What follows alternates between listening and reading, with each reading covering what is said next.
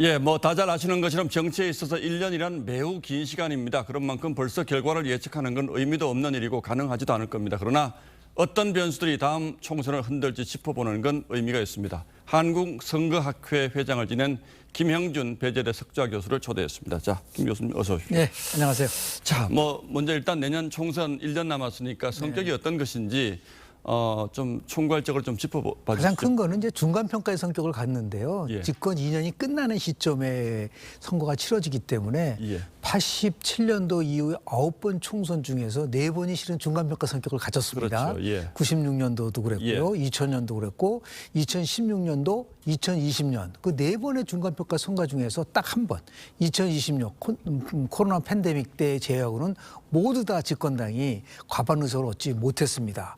96년도에는 겨우 이제 34.5%, 그리고 2000년도에는 42.2, 그리고 2016년도에는 40.8, 다 과반수를 못 얻었고 그만큼 이제 중간평가는 여당의 무덤이다가 할 정도로 굉장히 여당으로서는 이제 어려운 선거를 칠 수밖에 없다 그런 생각이 듭니다. 그런데 이번에는 중간평가 성격 물론 있습니다만 네네. 이재명 대표의 사법 리스크라는 변수가 또 있지 그렇습니다. 않습니까? 그 점은 어떻게 보십니까? 두 개의 심판론이 이제 충돌하는 거죠. 예. 정권 심판론 대 이재명 심판론인데 거긴 전제가 있습니다. 어떤 전제? 이재명 대표가 끝까지 당 대표직을 유지할 수 있느냐 없느냐가 관건이라고 보는 거죠. 예. 만약에 민주당이 뭐 보통 우리나라에서는 총선 한 3, 4개월 남겨놓고는 거의 대부분 비대위 체제로 전환됐거든요. 예. 만약에 민주당이 이재명 대표가 물러나고 비대위 체제가 만들어진다고 한다면 그때는 뭐 윤석열 대통령 대 이재명 당대표의 세 번째의 싸움이다라고 하는 그런 거는 조금 희석된다 하더라도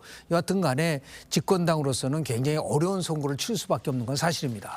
자, 그러니까 지금 또 하나 문제는 여당이 지금 대통령 지지율이 상당히 지금 떨어져 있는 이런 상황이어서 일찌감치 뭐 공천 혁신이라든지 개혁 얘기가 나오는 것도 이제 바로 그런 위기감을 그렇습니다. 반영하는 것인데 지금 뭐 그런 것들이 가능하리라고 보십니까? 어떻습니까? 막판에 결국은 선거에서 승리하기 위해서 특히 2000년도 선거가 굉장히 드라마틱했는데요. 그렇죠. 그 당시에 새천년 민주당을 만들었어요. 김대중 대통령이.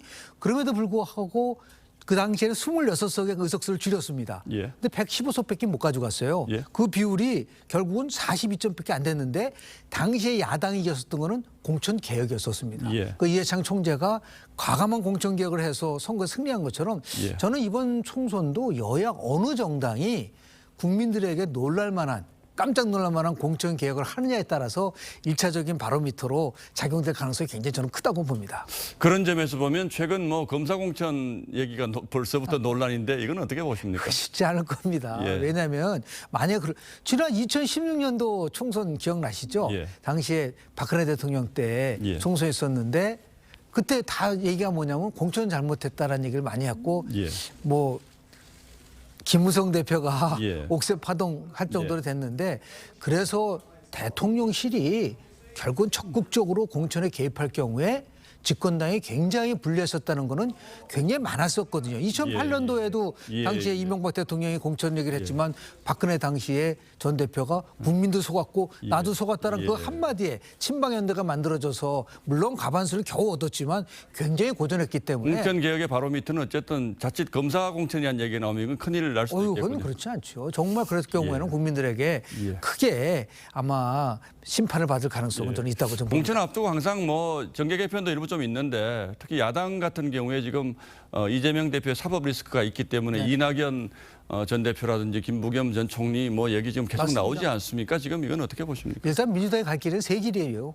하나는 끝까지 이재명 대표가 당대표로 가느냐. 이건 뭐 비대위 재판 체제로 결과와도 가느냐. 관련이 있겠죠. 만약에 이재명 대표가 끝까지 당대표직을 유지해서 간다면 저는 99.9% 민주당은 저는 깨질 거라고 저는 봅니다. 그러니까 다시 얘기해서 수도권의 친문과 호남에 있는 분들이 다시 새로운 정당을 만든 2016년도에 국민의당이 만들어졌을 때와 비슷한 상황인데 이번에 훨씬 더 파괴력이 있는 나름대로의 민주당을 나와서 새로운 정당이 만들어지는 이재명 대표 체제로 가면 민주당 깨질 가능성이 저는 높다. 깨질 가능성이 굉장히 높다고 저는 봅니다. 그렇게 본다. 자, 최근 여론조사 결과를 보면 물론 뭐 뭐 정치라는 것이 항상 그렇습니다만 무당층이 계속 늘어나는 건 그렇습니다. 어떤 배경으로 보십니까? 일단은 가장 핵심은요, 두 종류가 있는데요. 예. 순수 무당층이 있고 은폐 무당층이 있고 기권형 무당층이 있는데요. 그중에서 윤석열 대통령을 지지했다가 지금 지지하지 않는 계층이 빠르게 늘어나고 있다는 것이 무당층의 가장 큰 핵심인데, 그 무당층을 지지를 받기 위해서 세 가지를 해야 돼요. 무조건 변화와 개혁.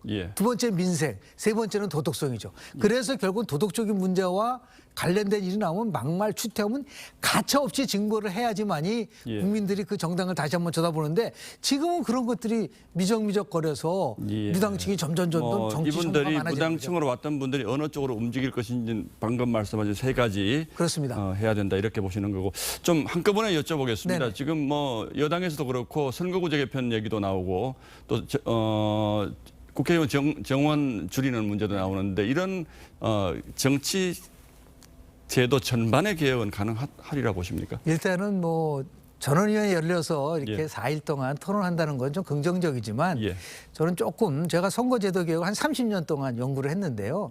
이해 당사자한테 맡기면은 결국은 저층이 거의 힘들다. 그러니까 스웨덴에서는 어떻게 하냐면요. 정치 개혁을 할 때 정당의 의석을 갖고 있는 사람은 딱 한 사람만 참여를 하고 나머지는 정치적으로 중립적인 인사를 중심으로 해서 과반수 이상을 만들어서 거기서 만들어진 거를 결국은 채택을 하게 되는 걸 됐는데, 지금도 그런 의미에서 봤을 때 이게 지금 합의의 문제가 아니라 의원들의 이해관계에서 움직여지기 때문에 상당히 어려움을 겪을 거라고 저는 봅니다. 알겠습니다. 지금 정치적 변수만 저희가 쭉 짚어봤는데 마지막으로 좀 짤막하게 뭐 외교라든지 경제라든지 이런 부분에 그렇습니다. 변수도 있을 수가 있겠죠. 가장 큰 거는 경제입니다.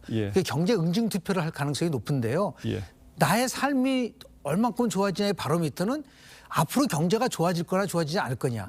내 가계 소득. 그래서 우리가 뭐 얘기하면 파켓밸류 보통이라고 호주머니를 두텁게 하는 정당이한테는 지지를 주는 거고, 그렇지 못하면 지지를 잃게 된다는. 그러니까 경제와 더 나가서 이제 안보가 경제에 영향을 주기 때문에 이 두 개는 밀접하게 연관이 있다는. 뭐 여러 면에서 보면 여당으로서는 결코 1년이 남았지만 쉽지 않은 선거가 될 가능성이 높다 이렇게 봐야 되겠군요. 지금 바로 전망이 빨간불이 켜졌다는 거를 반드시 지금 집권당은 숙고해야 될 거라고 저는 봅니다.